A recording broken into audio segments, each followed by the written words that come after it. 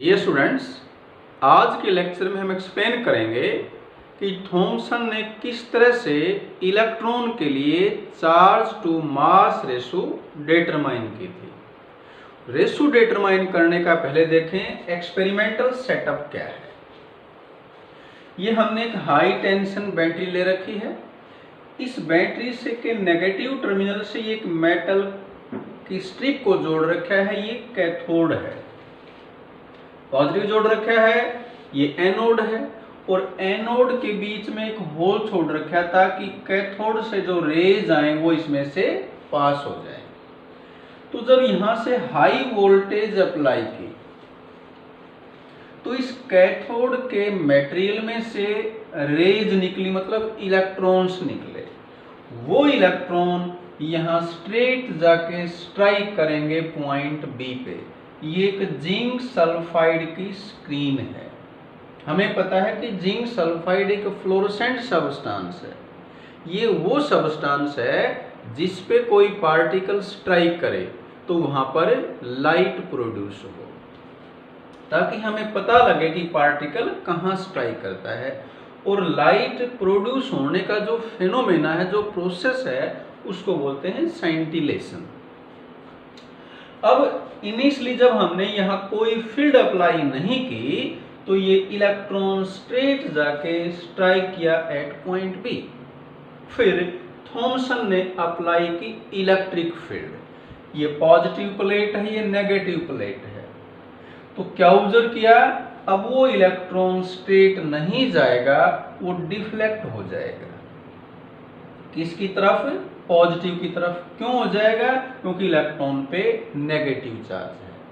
अब ये जो डिफ्लेक्शन है ये डिपेंड करता है अपॉन चार्ज ऑफ पार्टिकल। जितना चार्ज ज्यादा होता है किसी पार्टिकल पे उतना ही डिफ्लेक्शन ज्यादा होता है। दूसरा मास ऑफ पार्टिकल। जितना पार्टिकल का मास कम है, जितना वो पार्टिकल लाइट है, हल्का है, उतना डिफ्लेक्शन ज्यादा होगा। और तीसरा strength of electric and magnetic field. जितने इन इलेक्ट्रिक और मैग्नेटिक फील्ड की स्ट्रेंथ ज्यादा होगी उतना डिफ्लेक्शन ज्यादा होगा। तो ये इस एक्सपेरिमेंटल का प्रिंसिपल है कि डिफ्लेक्शन किन किन फैक्टर्स पे डिपेंड करेगा। आगे देखें। अब जब थॉमसन ने अप्लाई की मैग्नेटिक फील्ड तो उसने क्या ऑब्जर्व किया कि अब वो इलेक्ट्रॉन स्ट्राइक करता है पॉइंट सी पे। ध्यान दें, in presence of only electric field. कहां स्ट्राइक किया? At point A. Only in presence of magnetic field कहां स्ट्राइक किया? एट पॉइंट सी।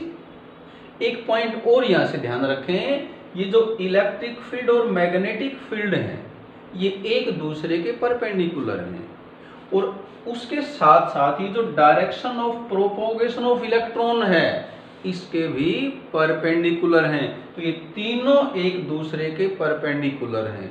तीनों कौन? Electric field, magnetic field and direction of electron.